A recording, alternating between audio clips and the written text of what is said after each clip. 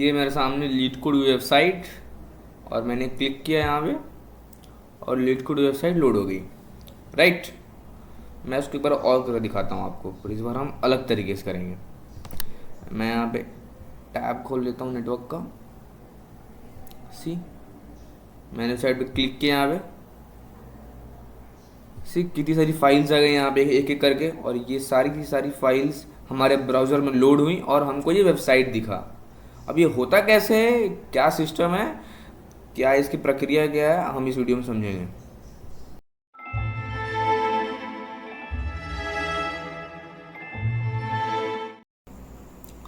ये है हमारा डिवाइस और ये है हमारा सर्वर। ओके, डिवाइस के अंदर आप लिंक पे क्लिक करते हैं तो इन फॉर्म आप रिक्वेस्ट भेज रहे हैं कहाँ पे, सर्वर पे।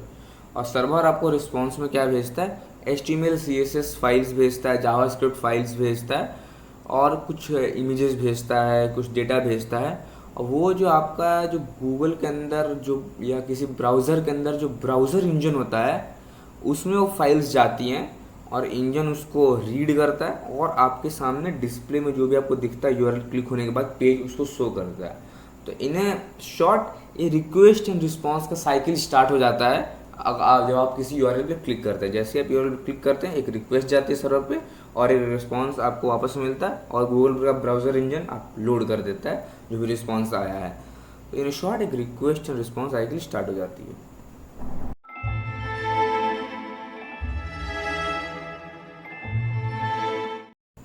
तो अब हम देखेंगे कि डिवाइसेस जो है आखिर कम्युनिकेट कैसे करते हैं।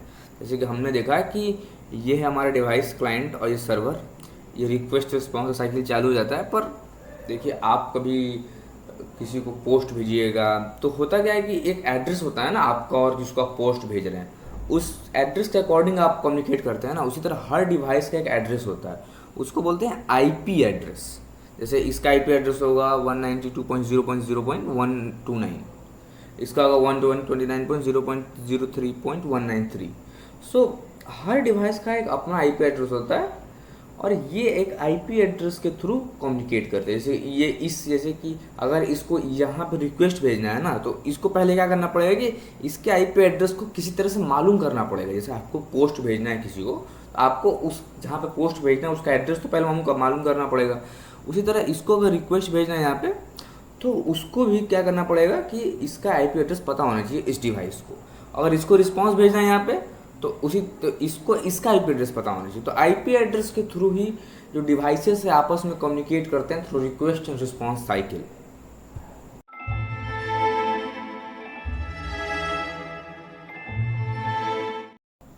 अब देखिए, IP एड्रेसेस तो ठीक है, like there are addresses of one computer and another server, so request response cycle चालू हो जाएगा। पर आपने देखा होगा कि जब आप लेटर पोस्ट कर देते हैं उसके बाद भी क्या होता है कि एक तरीका होता है ना जिसे पोस्टमैन डिलीवर करता है जहाँ पर आपको पोस्ट भेजना है। There is a protocol and computer science में उस प्रोटोकॉल को बोलते हैं ट्रांसमिशन कंट्रोल प्रोटोकॉल। आसान शब्दों में TCP/IP प्रोटोकॉल, उस चीज़ को बोला जाता है TCP/IP प्रोटोकॉल। अब ये वो प्रोटोकॉल है जिससे दो डिवाइसेस कम्युनिकेट करते हैं। अब होता क्या है कि देखिए, तो लॉजिकल बात करते हैं। आपके डिवाइस में क्या होगा कि ब्राउज़र खुला होगा, ठीक है, ब्राउज़र में बहुत सारे टैब खुलेंगे, बहुत सारे टैब्स खुले होंगे। होगा क्या कि हर टैब का IP एड्रेस जो होता है ना वो डिवाइस का होता है, ठीक है। अब हर टैब का IP एड्रेस तो सेम हो नहीं सकता, क्योंकि IP एड्रेस सेम ही होगा ना, सॉरी, हर टैब का IP एड्रेस सेम होगा। तो लेकिन हम जो हर टैब से जो रिक्वेस्ट भेजेंगे, एक टैब से मान लीजिए व्हाट्सएप खोल लिया, एक टैब से गूगल खोल लिया, एक टैब से यूट्यूब खोल लिया, इन तीनों का सर्वर तो अलग अलग होगा ना। तो होगा क्या कि सर्वर के तीनों IP एड्रेसेस अलग हैं, तीनों एड्रेसेस सर्वर के अलग है ना, हमारे तीनों एड्रेसेस सेम है, तो कम्युनिकेशन कैसे होगा। तो इसीलिए हर ब्राउज़र का अपना पोर्ट नंबर भी होता है। तो IP एड्रेस भी होता है, पोर्ट नंबर भी होता है। हर कनेक्शन के यूनिक होता है दो डिवाइसेस में, IP address and port number. IP address पर डिवाइस का होता है, पर पोर्ट नंबर जो है वो सॉकेट का होता है। तो सॉकेट को आप समझ सकते हैं doors in your computer, doors in your browser, जिससे रिक्वेस्ट जाएगी किसी दूसरे सर्वर पे। अब ये प्रोसेस होता कैसे है, कनेक्शन जो है दो सर्वर के बीच में स्टैब्लिश कैसे होता है, प्रोटोकॉल क्या है, कैसे स्टैब्लिश किया जाता है। प्रोटोकॉल कुछ ऐसा है, ये क्लाइंट है, ये सर्वर है। पहले क्या, ये सिंक का रिक्वेस्ट भेजेगा, बोलेगा server I have a request, can you please sync on with me. फिर सर्वर बोलेगा yes I will sync on with you, like ये सिंक का रिक्वेस्ट भेजेगा क्लाइंट को और एक्नॉलेजमेंट भेजेगा, यस एक्नॉलेजमेंट करेगा यस आई विल। फिर क्लाइंट बोलेगा, फिर क्लाइंट भेजेगा सर्वर को yes yes the connection is established I acknowledge you. तो सिंक प्लस एक्नॉलेजमेंट, सिंक, 3-वे हैंडशेक प्रोटोकॉल है ये टीसीपी प्रोटोकॉल। तो टीसीपी कनेक्शन के द्वारा ही दो डिवाइसेस आपस में कम्युनिकेट करते हैं। It is kind of protocol, इसको आप समझ सकते हैं पोस्ट भेजने का जो रूल्स होते हैं, इसको आप वैसे समझ सकते हैं। आईपी एड्रेस एक तरफ हो गया, टीसीपी प्रोटोकॉल एक तरफ हो गया। IP addresses are like just like real life addresses and TCP protocols are just like real life rules, how the material will be transmitted from one server to another server or another computer.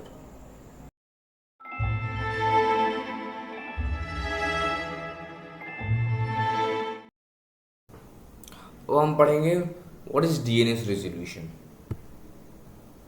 सी, जो URLs होती है वो human readable form में बनाई जाती हैं ताकि हमको उसको रीड करने में आसानी हो, और लेकिन जो डिवाइसेस के एड्रेसेस होते हैं वो इस फॉर्म में होते हैं ताकि कंप्यूटर्स अंडरस्टैंड कर सकें। तो एक कन्वर्जन होना चाहिए ना human readable form to the language that devices can understand, the language of numbers.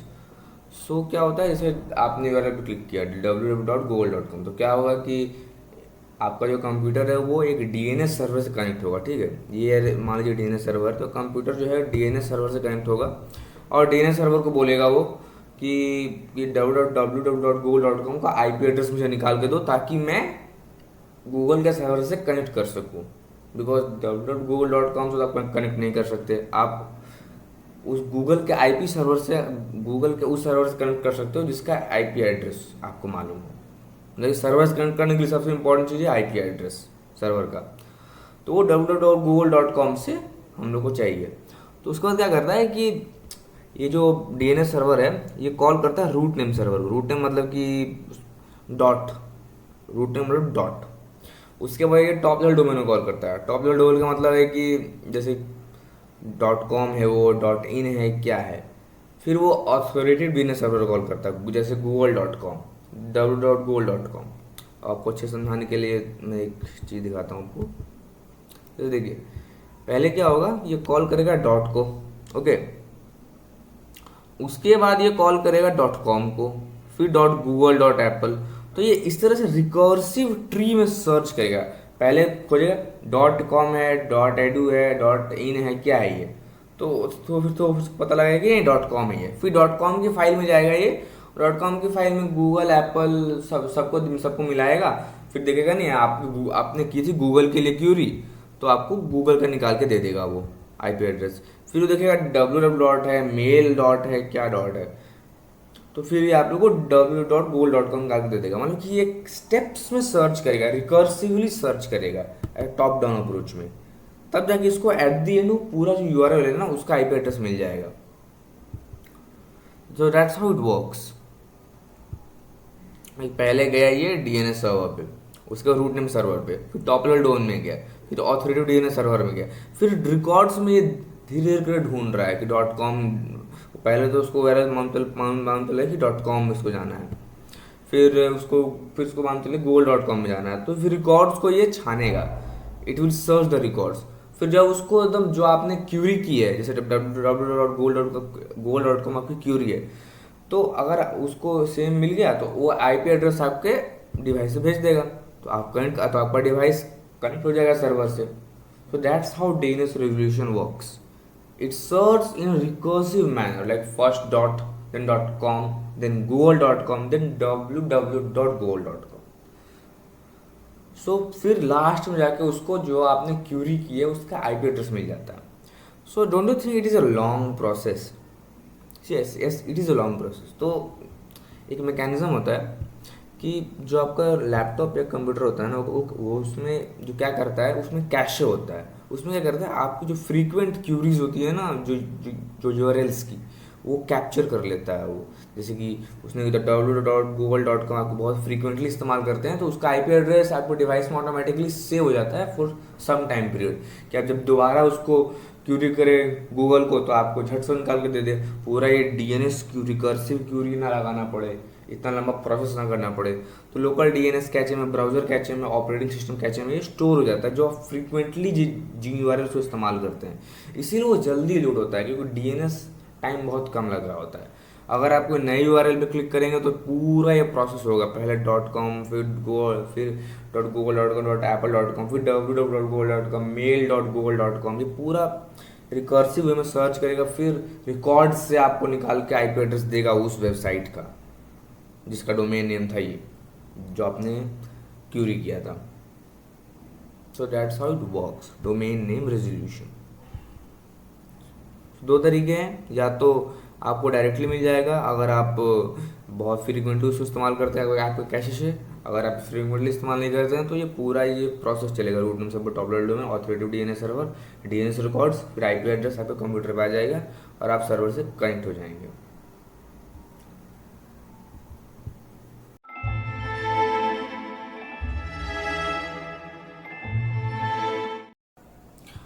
अब हम लोग क्या करेंगे, सारे डॉट्स जो हमने प्रीवियस वर्जन्स में सीखे हैं सब कनेक्ट करेंगे। जैसे कि ये क्लाइंट, ठीक है, इसको आप डेटाबेस से कनेक्ट करना ताकि ये अपने ब्राउज़र में डेटा मंगा सके और फिर लोड कर सके उसको। तो कैसे ये प्रोसेस होता है, कैसे प्रोसेस यूआरएल के थ्रू होता है, हम उसको समझेंगे पूरी डिटेल में अब।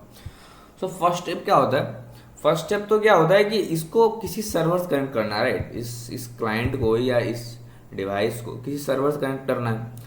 अब उसके लिए क्या चाहिए, उसके लिए चाहिए कि इसको पहले उस सर्वर का आईपी एड्रेस मालूम होना चाहिए, मतलब इस सर्वर का इसको आईपी एड्रेस मालूम होना चाहिए। तो उसके लिए इसको जाना पड़ेगा इसके डीएनएस सर्वर पे, ठीक है। अब डीएनएस सर्वर से आईपी एड्रेस लेके आएगा, फिर क्या करेगा कि होता क्या है कि आप सोच रहे हो कि डायरेक्ट सर्वर पर रिक्वेस्ट भेज देगा, पर ऐसा नहीं होता है। बहुत सारे मिलियंस में यूजर होते हैं, तो ऐसा नहीं किया जा सकता। तो एक लोड बैलेंसर नाम की चीज़ बनाई गई है। होता क्या है कि क्लाइंट की रिक्वेस्ट को फॉरवर्ड कर दिया जाता है लोड बैलेंसर पे। लोड बैलेंसर क्या करता है, सर्वर के लोड को मैनेज करता है, मतलब कि किसी सर्वर पर ज़्यादा लोड नहीं आने देता है, ठीक है। तो लोड बैलेंसर आपकी रिक्वेस्ट को फॉरवर्ड कर देगा जिस सर्वर पे सबसे कम लोड होगा उस समय, या बहुत सारे एल्गोरिथम्स और भी होती है। फिर क्या होगा कि वो सर्वर क्या करेगा, डेटा बेस से डेटा फेच करेगा, फिर लोड बैलेंसर को वापस भेजेगा डेटा, और फिर वो पहुंच जाएगा आपके ब्राउज़र में। सो पहले डीएनएस सर्वर पे गया, डीएनएस सर्वर से आईपी एड्रेस आया, आईपी एड्रेस लोड बैलेंसर गया, लोड बैलेंसर सर्वर पे गया, सर्वर से डेटाबेस में गया, फिर डेटाबेस से दोबारा आपके लोड बैलेंसर से क्लाइंट पे आ गया। सो इतना प्रोसेस होता है ये। अब देखिए, अब ये तो आप देख पा रहे हैं कि एक सर्वर रहेगा तो सिंगल पॉइंट ऑफ फेलियर बनेगा। ये मान लीजिए एक सर्वर डाउन हो गया तो क्या हुआ कि हमारी जो सर्विस है वो बंद हो जाएगी, इसीलिए हमने मल्टीपल सर्वर्स रखे हैं। इसी तरह लोड बैलेंसेस भी मल्टीपल होते हैं, पर मैंने सिंपलिसिटी के लिए एक दिखा रखा है। डीएनएस सर्वर्स में मल्टीपल होते हैं, जैसे ऐसा तो नहीं होना चाहिए कि एक डीएनएस सर्वर फेल हुआ तो दूसरा नहीं होगा। तो डीएनएस सर्वर्स में मल्टीपल होते हैं। सिंगल पॉइंट ऑफ फेलियर को इस सिस्टम में अवॉइड किया जाता है। और एक ऑर्गेनाइजर नाम की चीज़ होती है। ऑर्गेनाइजर क्या करता है ना, ऑर्गेनाइजर का मेन काम क्या होता है कि जैसे कि मान लीजिए लोड बैलेंसर है, अब सिस्टम ऑर्गेनाइजर किसी तरह डिटेक्ट कर लेगा कि एक लोड बैलेंसर काफ़ी नहीं है, तो वो नंबर ऑफ लोड बैलेंसर की संख्या बढ़ा देगा। अब उसी तरह ऑर्गेनाइजर सारे सर्वर से भी कनेक्टेड रहता है ऐसे ऐसे करके। अब फिर वो डिटेक्ट कर लेता है कि इतने सर्वर्स काफ़ी हैं, तो वो सर्वर्स की संख्या भी बढ़ा देता है, या सर्वर के लोड को भी मैनेज कर देता है कभी कभी। तो organiser is very important thing, जो कि लोड बैलेंसर सर्वर के सारे को लोड को मैनेज करता है। इट्स लाइक ऑर्केस्ट्रेटर जो सब कुछ ऑर्गेनाइज करता है, सर्वर लोड बैलेंसर के बीच के सारे कनेक्शन, डेटाबेस के सारे कनेक्शंस को।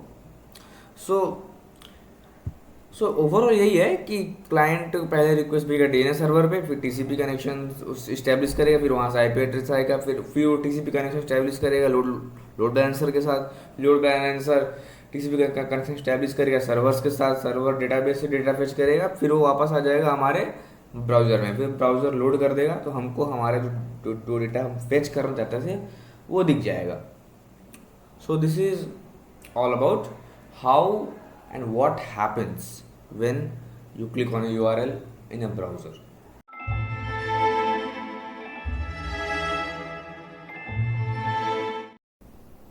तो अब हम लोग देखेंगे कि जो हमने शुरू में वीडियो में देखा था कि वेबसाइट क्लिक करने पर होता क्या है, और हम उसको थोड़ा डीप में जाके देखेंगे बिहाइंड द सीन्स क्या होता है. जैसे कि मैंने क्या किया, नेटवर्क टैब खोला यहाँ पे, ठीक है, इंस्पेक्ट में जाके यहाँ पे खोला मैंने नेटवर्क टैब. ओके, अब मैं यहाँ इस वेबसाइट पे क्लिक कर रहा हूँ.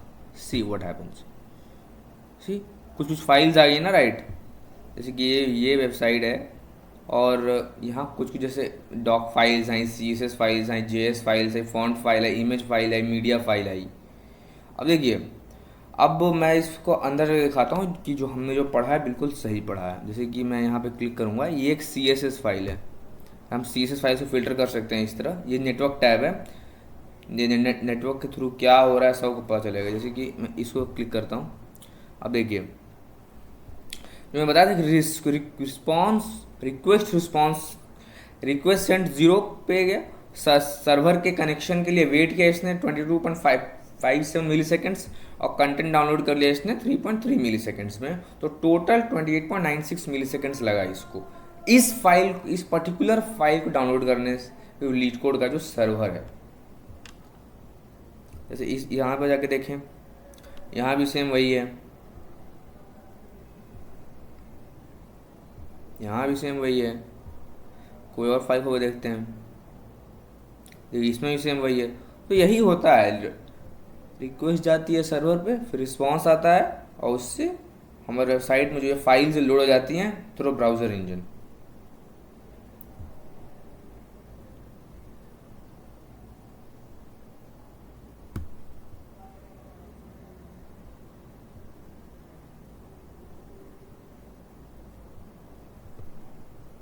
मैं आपको कुछ दिखाना चाहता हूँ यहाँ पे,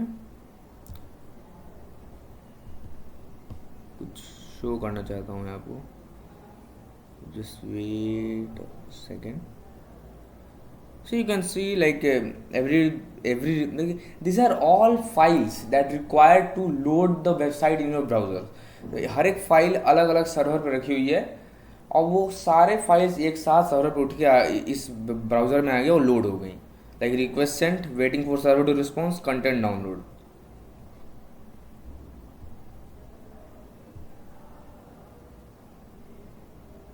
ठीक है, नई वेबसाइट पे करके देखते हैं.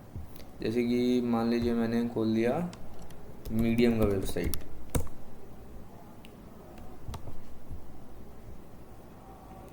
अब मैं यहाँ पे क्लिक करता हूँ, ज़्यादा नेटवर्क टैब में सब लोड हो रहा है धीरे धीरे करके. अब जैसे कि इस पर क्लिक करते हैं हम लोग, यहाँ भी वही है. CSS फाइल में जाते हैं, यहाँ पे क्लिक कर. देखिए यहाँ मैं को ये दिखाना चाहता हूँ, स्टार्ट किया, वो कनेक्शन स्टार्ट हुआ, DNS लुकअप हुआ इस वेबसाइट का 4.43 मिली सेकेंड्स में. कनेक्शन मतलब इनिशियल कनेक्शन बैठा जो TCP वाला था. फिर रिक्वेस्ट सेंड, पहले TCP कनेक्शन हुआ, इनिशियल कनेक्शन, SSL जो है सिक्योरिटी रिलेटेड चीज़ है वो. फिर रिक्वेस्ट किया, फिर रिस्पॉन्स आया. ये बाकी सब मैं इसलिए दिखा रहा था कि बाकी सब जो वेबसाइट्स थी, जो फाइल्स थे, वो मेरे कैशे में स्टोर थी, सिर्फ डायरेक्ट आ जा रही थी सर्वर से. और ये यहाँ पे DNS की लुकअप, DNS सर्वर पर जाके IP एड्रेस निकालने की जरूरत पड़ी, क्योंकि मैंने नया वेबसाइट खोला ना, तो वो कैशे में नहीं था. मीडियम की वेबसाइट मेरे कैशे में नहीं थी, इसीलिए DNS लुकअप की ज़रूरत पड़ी यहाँ पे. So that's all for the URL video. Thanks.